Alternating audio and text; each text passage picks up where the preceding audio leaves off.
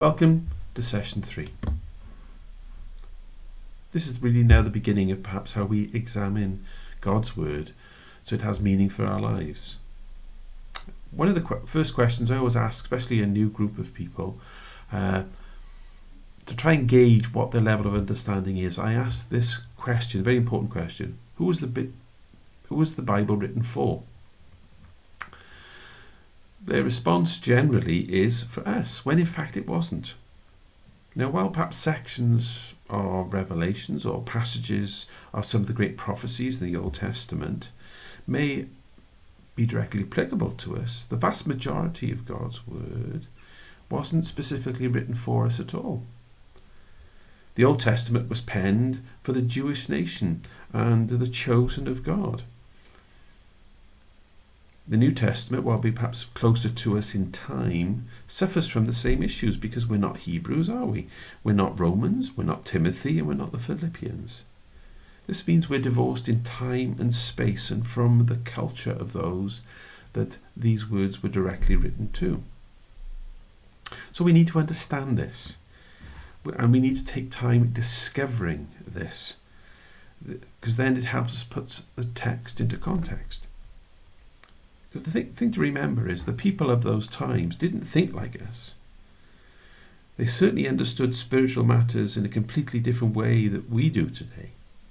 The concept of the world and heavenly places was something different again.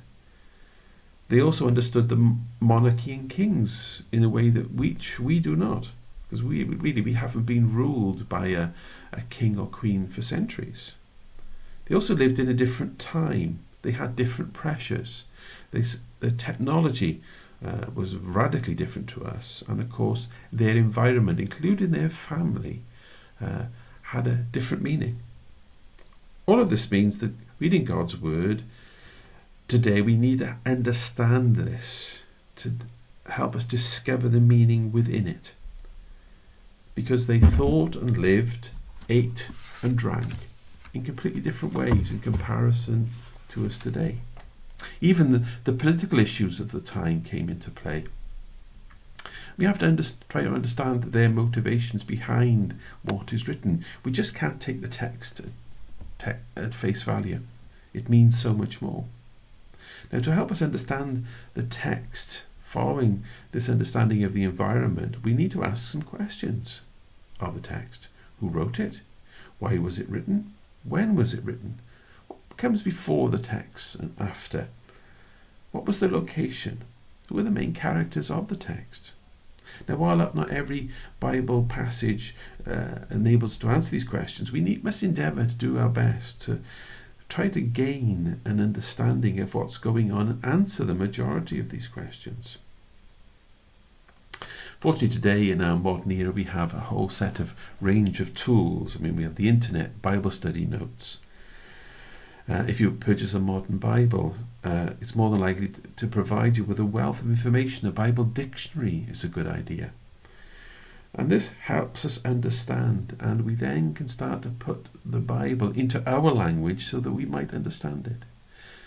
Once we've answered some of these questions and gained a greater understanding of certain sections and the understanding of the text, we then, to help us in our discoveries, need to answer another set of questions. What does the text say? What does the text do? And what does it really mean? Now, these questions are a little bit more difficult to answer. And to help it, we need a great deal of help from the Lord.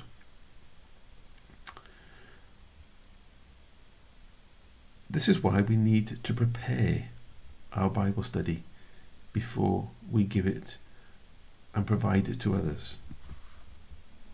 There is much more to leading a Bible study group than perhaps these initial sessions have so far discussed. And we will talk a little bit more about these in future sessions that we'll have together.